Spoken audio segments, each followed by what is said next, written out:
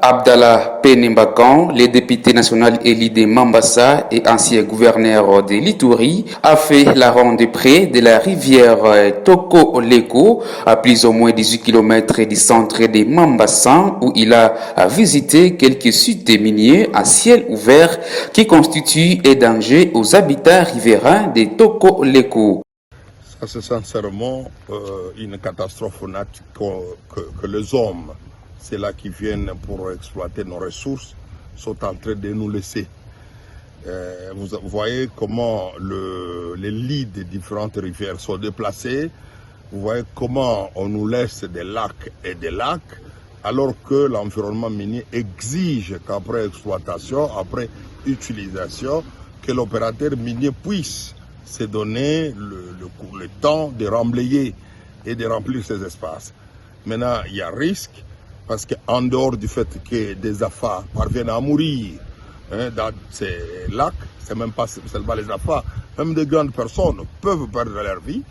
En dehors de ça, il y a maintenant un problème de conflit entre nos entités, parce que les rivières qui servaient des limites naturelles sont pour le moment un peu désarticulées. Les rivières ne suivent plus leur ligne normale, elles débordent.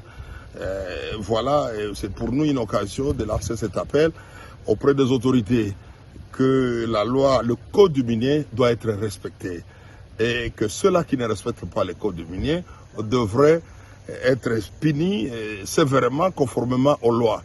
On a aussi visité beaucoup de champs qui ont été dévastés par cette exploitation minière.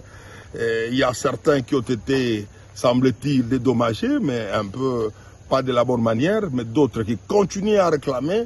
Je crois, pour nous, c'est justice. Nous devons aller voir les autorités compétentes pour que justice soit rendue, afin que ce platteur, ces agriculteurs qui ont eu à perdre beaucoup de leur temps, de l'énergie pour faire ces champs-là, et qui reviennent dans leurs droits. Soucieux de la santé climatique, Penembaka promet d'alerter les ministres des Mines et de l'Environnement. Il y a des actions, des actions parlementaires dans le cadre du contrôle que nous allons exercer vis-à-vis de membres du gouvernement, notamment le ministre des Mines, le ministre de l'Environnement. Voilà. Et une fois à Kinshasa, par rapport à ces différents axes, nous interpellerons les différents ministres, et qu'en fait que eux sévissent leurs collaborateurs qui sont restés complaisants et complices envers cette destruction.